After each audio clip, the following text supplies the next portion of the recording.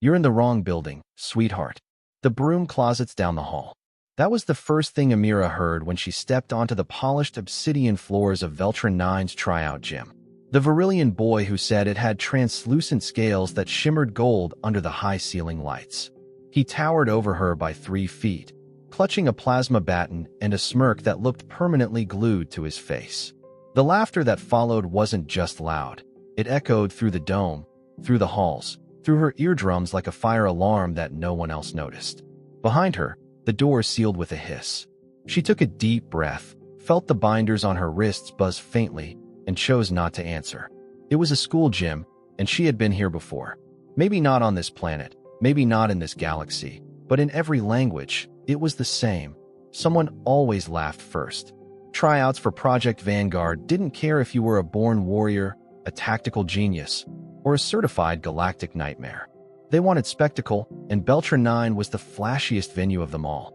A hub station orbiting the edge of the Orion spread, massive glass ceilings filtered nebula light into the gymnasium. Dozens of cadets from 20 species milled about in sleek training suits, stretching, tossing weights, psyching themselves up like it was the final round of a battle arena. Most had battle scars already. Some had tails. One had a personal gravity field around his head that made the floor ripple. In the middle of them, Amira Vale stood alone in human-issue gym shorts and a gray t-shirt with a faded Terran logo. Around her ankles were soft black bands that beat when she walked. No one else had those. She was 5'0", didn't have claws, and hadn't brought a single weapon. That alone made her a legend before the session even started, for all the wrong reasons. The Galactic Assessor sat behind a glass partition on the second floor, tapping notes into hollow screens. When Amira's turn came to check in, the machine beeped twice, then it stalled. The attending officer frowned and tapped again. Her profile displayed only the basics. Name, Amira Vale, species, human, origin, Earth, combat credentials, redacted. All of them. No numerical scores, no psych profile, no previous academy ID. Just a photo and a classification number that didn't match any known system. The attending officer leaned closer and whispered into his comm then. Forcing a professional tone, he cleared her and nodded her toward the central floor. A whisper ran through the gym like static. Earth Girl's file was blank. That meant either she'd never fought a day in her life, or she'd fought in places no one was allowed to talk about. The former seemed more likely. She didn't have the build of a soldier, let alone a human elite. Her shoulders were relaxed, her eyes calm. She hadn't so much as flinched when someone elbowed past her, but she kept adjusting the restraints on her arms, the ones nobody else wore. They weren't weights, not standard ones anyway. They had faint blue markings and 3 digital locks on each side. The symbols were containment class, usually reserved for unstable bioweapons or former prisoners of war. The physical warm-ups began with gravity shifts. The gym rotated to simulate lunar pull, then Jovian heaviness, then Martian mid-drift. Amira moved like someone who didn't care if she tripped. On Mars mode, she nearly did, stumbling forward and catching herself with a lazy-looking hop. That stumble made one car cadet snort loudly enough to draw attention. The car's body was covered in armored plates and spiked ridges. His idea of humor was launching a training ball the size of a small meteor toward her head. Most cadets flinched. Amira didn't. She simply leaned sideways. The ball zipped past, crashed into the far wall, and embedded halfway through the middle. Everyone turned. She blinked innocently. The car laughed louder. Inside the observation room, one assessor tapped his screen. He had paused a clip of her stumble, enhanced it. Her fall had occurred precisely as a spike tile rose beneath her foot. It should have impaled her ankle. It didn't. The footage revealed something strange.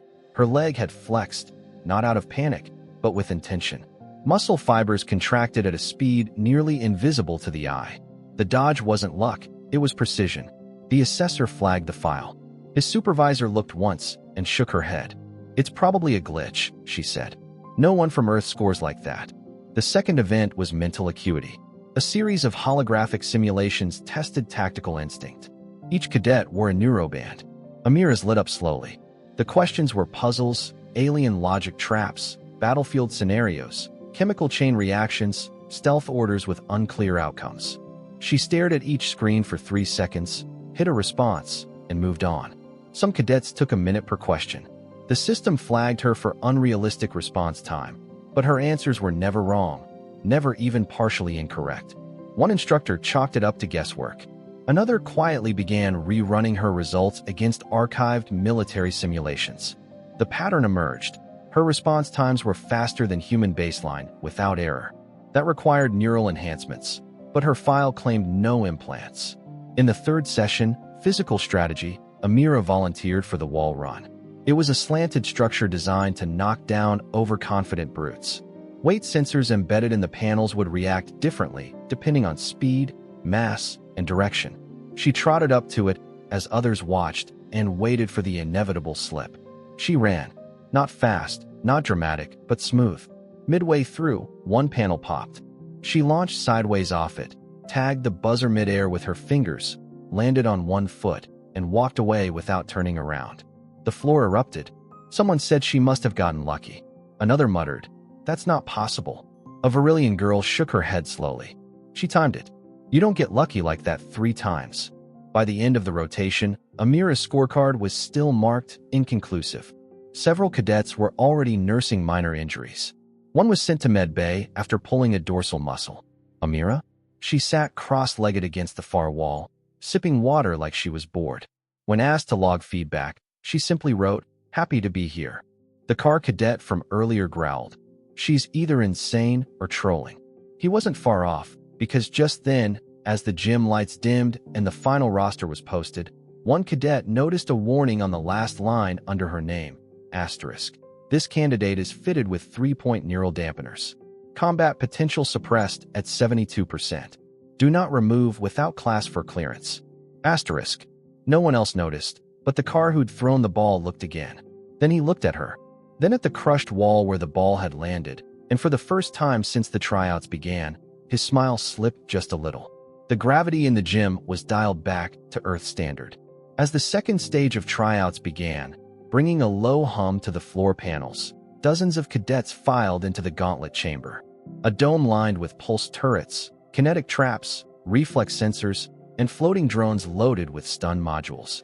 The purpose was simple: survive the run with maximum efficiency and minimal injury. Most of the cadets had trained for months, some for years, to perfect their movements through this kind of course. Amira, on the other hand, looked like she'd wandered in after missing the school bus. Her hair was tied back in a loose band. Her gray shirt was now stained with a drip of water from her bottle. And yet, she was grinning slightly. Not the smile of someone trying to show confidence. The kind of grin that said she'd seen worse. Much worse. The instructors activated the sequence. The first group of cadets took their places. Lights shifted from green to yellow, then red. A siren blared, and they were off, leaping, sliding, dodging laser blasts and gravity pulses. 2 of them didn't make it past the first electric coil. One landed wrong and cracked a shoulder. Another lost balance when a ceiling panel flipped mid-jump. The rest barely made it out with low efficiency scores. It wasn't meant to be fair. The course adapted to each runner. It read their strength and then challenged it. When it was Amira's turn, the instructors debated whether she should go alone or be placed in a group. Her stats were still unreadable. One suggested pairing her with elite-ranked cadets. Another laughed and said it would be an insult to them. The proctor shrugged and cued her solo. A few cadets gathered by the glass to watch. The car leaned against the wall, arms folded, whispering to a fellow brute. Let's see if her luck runs out. Amira stepped onto the launch tile. Her restraints gave their usual faint buzz. The floor read her mass and vitals. Then it hesitated. The algorithm couldn't identify her kinetic baseline. It defaulted to average human female. The siren sounded. Red lights flashed. She didn't sprint. She walked calmly. The first pulse blade dropped down, spinning vertically across the lane. She ducked, not dramatically, not with panic, but with fluid timing that suggested she knew the exact speed of the blade before it even moved. A drone fired a stun bolt. She bent sideways mid-step, letting the bolt pass just behind her ear. Another floor panel triggered a bounce pad, intending to fling her into a rotating hammer. She used the bounce to flip over it instead, landing lightly on the balls of her feet. The observers began murmuring. One instructor said she must have run the course in private simulations. Another disagreed. Her movement wasn't rehearsed. It was reactive. Too reactive. She wasn't predicting. She was reading. A deep scan revealed micromuscle adjustments 3 times faster than standard reflex time. Yet her file still claimed no neural enhancements. By the time she reached the exit tunnel, her efficiency rating had maxed out the scale. The software glitched and started flashing a maintenance alert. Amira tilted her head, looked up at the screen as if disappointed, and then walked off to get more water. It didn't stop there. After the gauntlet, cadets were herded into the open sparring floor for strategic drills. This wasn't about brute force. Each cadet would be randomly paired and required to outmaneuver their partner using minimal contact. The first few rounds went as expected. The larger species used intimidation. The faster ones relied on misdirection. A few clever species used pheromone-based deception or kinetic field scrambling. Then Amira was called to the floor. Her name was matched with an elite Virillian cadet named Vess, the one who had mocked her earlier. He was ranked second in the cohort, known for his ability to mimic and disrupt an opponent's movement through tactile feedback. When their names lit up, the room tensed. The match was over before it started. Vess circled her, flicking his long fingers and crouching low in a predatory stance. Amira didn't move. He lunged suddenly. She sidestepped with a pivot that made him miss by a foot. He came back again, faster, feinting left then spinning with a leg sweep. She jumped, landed behind him, and tapped his shoulder. He froze. The buzzer rang. 1 point. Amira backed away without blinking. Vess hissed, embarrassed, and charged again, now without precision. She ducked the first strike, caught his wrist, twisted it in a motion too small to be seen clearly, and forced him to one knee. Tap, 2 points. On the third round, Vess lost his temper. He went full speed, shifting to his second mode, a bioluminescent speed burst. The observers leaned forward. He moved in a blur, closing the gap between them in milliseconds. Amira raised her arms, not to defend, but to allow. She let him grab her shirt, then rotated, dropped under his arm, and stepped behind him. Her knee tapped the back of his, and his face met the mat before anyone could blink. Tap, 3 points. Match over. The gym fell silent. Vess lay on the mat for a second longer than necessary, processing what had happened. When he got up, his pride was visibly bruised. He stared at her, breathing hard, fists clenched. "What are you?" he asked in a low voice, barely above a whisper. Amira smiled and replied, "Just here for a workout." Word of the match spread through the gym like wildfire. Cadets began watching her from the corners of their eyes. Some avoided her. Others grew more curious. A few instructors began rechecking their notes. Her movements weren't fast enough to raise alarms, but they were impossible to mimic. It wasn't training. It was instinct built on experience far beyond what a school gym should handle. In the locker hall, while other cadets rehydrated or compared bruises, Vess confronted her again, this time without an audience. "You fought before," he said flatly. "Where?" She didn't respond at first. He stepped closer. "Earth hasn't been in a war zone since." She interrupted him softly. "We were at your border 3 years ago. Unit Echo 17. His expression changed. That unit name wasn't public. It was a black-file squad deployed during the last skirmish in the outer systems. Almost no one made it back. The ones who did weren't listed in any official database. Vess stepped back, face pale, voice hushed. "You were Echo." Amira looked away. "Not anymore. Now I'm just trying out like everyone else." But they both knew that wasn't true. And now so did others, because outside the locker hall, one of the surveillance drones hovered silently, watching, recording, streaming the footage directly to a classified feed only the highest-ranking assessors could access. One of them leaned back, hands folded, eyes narrowed. "She's not here to compete," he muttered. "She's here to test us." The next day began without ceremony, but tension had crept into the gym like a fog. Cadets stretched less and stared more. The usual morning bravado was replaced with uneasy glances toward the girl in gray who sat cross-legged near the mat, fiddling with the clasp on her boot. No one spoke to her, not even the car who had spent most of yesterday barking jokes and flexing his shoulder ridges. He glanced at her once, but quickly looked away when she met his eyes with a calm that somehow felt more threatening than any growl. By mid-morning, the final trial roster was displayed on the main wall. Sparring matchups, one-on-one, no weapons, no enhancements, and no second chances. The objective was not just victory, but measured control. Galactic recruitment officers placed heavy weight on poise under pressure. Losers could still earn a slot if they fought well. Winners who overreached often got disqualified. Balance was everything. Amira's name blinked at the bottom of the list. Her opponent was listed as Gorvash, a Sorix bruiser built like a siege tower with 4 arms, a tail lined with pressure-sensitive ridges, and a known history of overkill. He stood 7 feet tall and had ended his last opponent's session with. He didn't apologize. He said it was the cost of ambition. As soon as his name appeared next to hers, the room shifted again. Murmurs returned.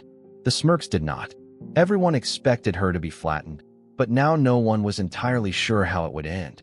She stood when called, walking to the ring with no visible emotion. Gorvash followed, stomping with theatrical exaggeration, arms flexed, growling softly for effect. One of the assessors whispered that pairing him against the human girl seemed unfair. Another replied that the system chose matchups at random.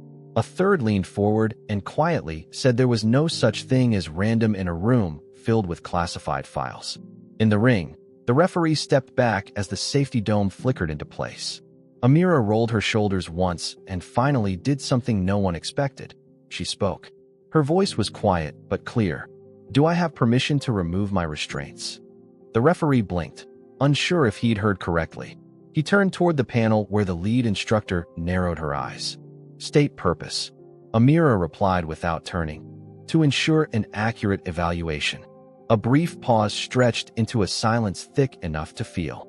The lead assessor conferred quickly with a man in a deep blue uniform who had entered the observation booth just 5 minutes ago. He wore no insignia, only a silver pin in the shape of a 5-pointed star, the kind used on internal security documents. He gave a single nod. Granted, the room didn't react at first, but when Amira reached down and tapped the digital lock on her wrist restraints, and they hissed open with a high-pitched chirp, several cadets instinctively stepped back from the ring. The black cuffs fell with a faint clang. Then she reached for the bands on her ankles. Those deactivated too. A subtle shimmer pulsed from her legs up to her spine as her body adjusted. Even the lights in the room flickered for a second, as if something inside her had just synced with the building itself. Amira took a deep breath and exhaled once. When she opened her eyes, they looked the same, but somehow older. Gorvash laughed. "You think you scare me without your toys? That's cute." He rushed her before the referee could finish announcing the start. His first strike was a low sweeping punch designed to throw her backward, followed by a tail whip aimed for her midsection. Both missed, not because she blocked them, but because she wasn't there. She moved so fast the dome sensors glitched for half a second before recovering. Gorvash roared and came in with all 4 fists. She stepped into him, turned, and used his momentum to his own weight to lift and flip him. Not fully, just enough to throw off his balance. He hit the floor hard, but not dangerously. She stepped back again. No follow-up, no grand pose, just precision. The assessors immediately began typing. One reached for the override button, worried it might escalate. The man in the blue coat raised a hand. "Wait." Gorvash scrambled up, confused more than hurt. His pride now far more damaged than his body. He lunged again, tail first this time, swinging with brute momentum. She bent backward like her spine had no limits, letting the tail pass over her nose, then brought her foot up in a reverse arc and tapped the side of his neck. A blow, yes, but light, calculated, legal. The dome rang with the contact tone. First point, Amira. Now the room wasn't just watching, they were frozen. Even the car cadet stopped mid-bite on a ration bar, crumbs falling to the floor. A few cadets exchanged stunned glances. This wasn't strength. This was a performance. But not for them. She wasn't showing off. She was showing restraint. That was scarier. Gorvash bellowed and charged again, this time wild. She allowed him to get close, just enough. Then she ducked under his leading arm and used her elbow to shift his balance mid-step. It sent him off course just enough to make him stumble. She did not strike. Instead, she let him fall forward and caught him by the shoulder, keeping him from hitting the ground. Then she released him and stepped back. Second point. The referee looked at the panel, waiting for a reaction. None came. The match continued. Gorvash got up slower, breathing harder. His expression now a mix of rage and disbelief. He looked at her like he had never seen a human before. Maybe he hadn't. Not one like her. The third charge was faster. No taunts, no theatrics, just a direct sprint. This time Amira moved forward too. They met in the middle. What happened in the next second was never fully captured by the cameras. Only the final frame showed Gorvash flat on the mat, arms pinned gently behind him, head turned to the side, and Amira crouched beside him like she was checking for a pulse, which she wasn't. She was waiting for the buzzer. When it sounded, she stood up and walked away. Third point, match over. The dome faded. The silence held. And then a single voice from the stands whispered what many were already thinking. She wasn't fighting him. She was sparring him. Inside the observation booth, one of the junior assessors looked at her new score display. The rating system had frozen again. It simply read, "Input exceeds parameters." The man in the blue coat turned to the lead instructor and said quietly, "Unseal her record. Now, broadcast it." She hesitated, then tapped the command. Throughout the station, on every screen that showed live tryout coverage, the same alert message appeared. Accessing restricted profile. Subject designation, Avalanche. Combat tier, Omega level operative. Clearance grade, Human Defense Command. Suppression level, 72%. In the training floor, cadets stared at the display. Some didn't understand, others did. Vess, watching from the side, took one step backward without realizing it. Amira looked up, saw the message, and frowned slightly. "Well," she muttered, "guess that secret's out." The gym didn't return to normal after that. It couldn't. Every cadet who had once mocked or ignored Amira now moved around her with the quiet nervousness of people who had misjudged a loaded weapon. She didn't seem to notice or care. She kept to herself, sitting on the bench near the window where starlight flickered across the polished tiles. Occasionally, she sipped from her bottle or tapped the side of her boot like she was waiting for something. No one approached her, not even to ask about the announcement. They didn't need to. The message was still plastered across the viewing panels. Her real name meant nothing to them anymore. All they saw was her designation, Avalanche, a word now spoken in whispers. The instructors didn't call her into any more sessions. Technically, she had already passed every test. More than passed. Her results had broken 3 systems. A full data reset was underway in the sparring analytics room. And still she waited. The head of assessment tried to play it cool, pretending the tryouts were continuing as scheduled. But beneath the professionalism, the unease spread like a slow-burning fuse. Everyone knew something bigger was coming. They just didn't know what. Then it happened. A metallic groan echoed through the station floor as the gravity shifted without warning. Not by much, just enough to throw everyone slightly off balance. Training lights flickered. The intercom buzzed twice, then fell silent. The screen nearest the gym door blinked red. A facility-wide security override had been triggered, but not by anyone inside the station. External breach. Unidentified vessel docking on a restricted platform. Unauthorized. Shield bypassed. Chaos erupted in seconds. Cadets scattered, some rushing toward the emergency stations, others grabbing equipment they had no business touching. Instructors yelled conflicting orders. One tried to lock down the gym, but the system refused to respond. The doors hissed open instead. A gust of colder air swept in from the corridor, and then the sound of heavy boots echoed in from the hallway. 2 figures appeared in the entry, armored in black synthplate that shimmered faint blue along the edges. No insignias, no identification, but their movement was unmistakable. They weren't soldiers. They were collectors. Galactic Clean Division internal retrieval units. Their presence anywhere outside classified facilities was considered an emergency. They didn't speak. The lead one stepped forward, arm outstretched toward Amira. She didn't move. He stopped halfway into the gym and said flatly, "Directive override. Human asset retrieval. Stand down." Every eye turned to her. She stood slowly, not alarmed, not tense, just tired, like this was an old song she'd heard before. She tilted her head and replied with a voice that sounded colder than before. "Under whose authority?" The lead armored figure didn't answer. Instead, his helmet flickered, revealing a flickering blue faceplate. Behind it, static buzzed. The command was rerouted through a 3rd channel. A new voice emerged. Male, rough, unfamiliar to the cadets, very familiar to her. "Return to base, Lieutenant. Your evaluation phase is over." She stared at the helmet a second longer, then took a single step forward. No, it was one word, but the weight of it seemed to push the air out of the room. The second collector raised his arm. His gauntlet unfolded, revealing a dampener spike meant to disrupt enhanced nervous systems. The kind designed to subdue operatives like her. She was faster. Her hand moved in a blur. One flick. The spike device snapped in half and clattered to the floor. Before the sound of it hitting the tile could even finish, she was behind the collector, hand pressed to the base of his helmet. He froze. "I told you," she whispered. "This is my assignment, not yours." She stepped back. "Let him go." He didn't turn around. He didn't even speak. The gym watched all of it, stunned into silence. Then the security dome activated on its own. The gym lights dropped. Emergency lights came online in vertical bars of red. The station recognized her as an internal threat. The system had overridden its own calibration to match the presence of an Omega subject acting without compliance. A siren wailed. She didn't flinch, but she looked around once, scanning every face, every cadet, every officer, every camera. Then she said, "Initiate override priority clearance Echo 17. Confirm command code, Avalanche." The dome shattered. Not literally, but it folded itself back with a mechanical sigh, as if surrendering.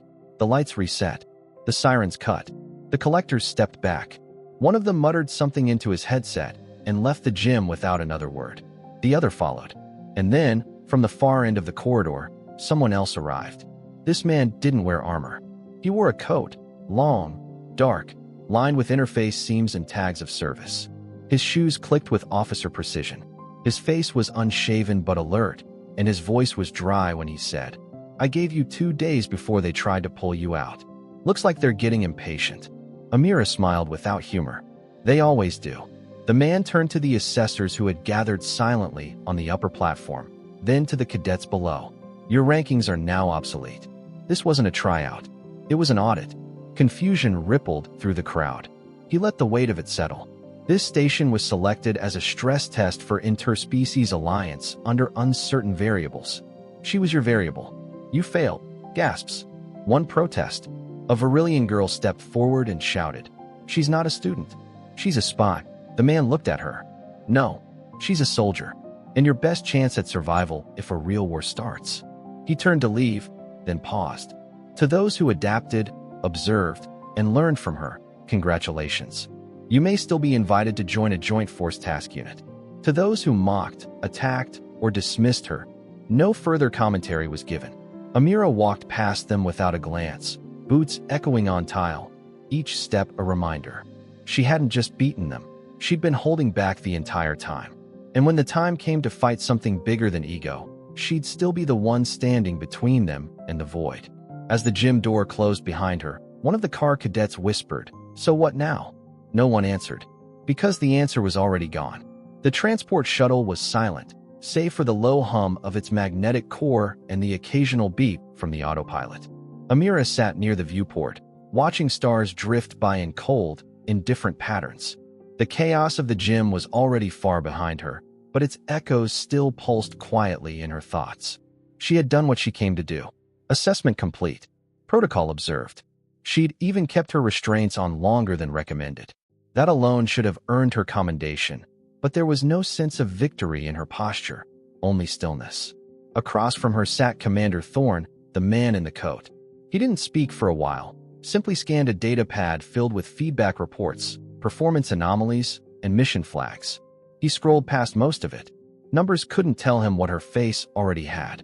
When he finally spoke, his voice carried none of the coldness expected of military brass. "They're still arguing over whether to classify your presence as a breach." She didn't look at him. Her eyes stayed on the stars. "Let them. They'll do what they always do. Edit the records. Seal the data. Issue a public statement about protocol. Say it was an isolated error in candidate pairing." He nodded slowly, then folded the pad and set it aside. "You left quite an impression." She tilted her head slightly. Not quite a smirk. Not quite a sigh. "They weren't ready. They never are." Silence again. Then she asked, "Did any of them pass?" Thorne tapped the side of the bench, thinking. 2 showed promise. A Varillian cadet who backed off when he realized he didn't understand your movement, and a car who stopped treating everything like a boulder to smash. She finally turned to him. "That's all." "There was one more," he added. but they requested reassignment before the evaluation ended. Said they wanted to join logistics. I consider that self-awareness. She leaned back, letting the seat absorb her weight. I didn't mean to humiliate them. I know. They just kept pushing. I know. Thorne stood, pacing once toward the front of the shuttle, then paused beside the command console. You know what this means, right? She didn't answer. Your name's out there now. Not just your code name. Your story. Cadets talk. Instructors leak. That match will be circulating within the hour. She looked away again, but her jaw tensed. Let them talk. He nodded. It's already begun, you know. They're posting footage of the dome collapse, editing it with dramatic music. Some civilian station already dubbed you the ghost of Veltrand. She made a small sound, almost a laugh. I preferred Avalanche. It's more accurate. The shuttle glided through a thin debris field left over from an old mining station. Broken panels and defunct satellites drifted by like forgotten bones. Neither of them commented on it. There was something fitting about the view. After a while, Thorne pulled up a fresh screen and rotated it toward her. New orders. She raised an eyebrow. Already? You thought they'd let you take a break. I thought they might at least pretend to ask. He didn't smile, but there was a faint twitch at the corner of his mouth. The next academy is already prepping. Higher tier. Fewer cadets. Most of them come from noble lines or field-tested bloodlines. They won't laugh when they see you. They'll study you. Try to copy you. She frowned. They'll fail. Maybe. He tapped the screen again, bringing up the target roster. Your objective will remain the same. Observe. Engage only when necessary. Don't draw attention unless protocol breaks. She nodded slowly. Any sign of active interference? Possibly. We think one of the species on the council is using their cadets to test anti-human tactics discreetly. This assignment is as much about catching that as it is about you assessing talent. She leaned forward, squinting at the roster. Anyone I've crossed paths with before? He hesitated. One name came up. She waited. Roa. The name hit her like a sharp change in air pressure. Not visible on her face, but inside, her chest tightened. He survived. He's not the same. Bionic enhancements. Full memory wipe claimed. But we're not convinced. She nodded slowly. 1,000 thoughts crawling through her mind. Roa wasn't a rival. He was worse. A reflection of what she might have become under different orders, under different handlers. I'll handle it. Thorne's voice lowered. You sure? I have to be. They sat in silence for a while after that. The stars didn't pause. Neither did time. The shuttle's AI announced their approach vector and adjusted speed. The docking clamps prepared to engage. Another station came into view. Larger than the last, darker. No welcoming banners, no decorative lights. Just steel and gravity. This was not a tryout facility. This was a proving ground.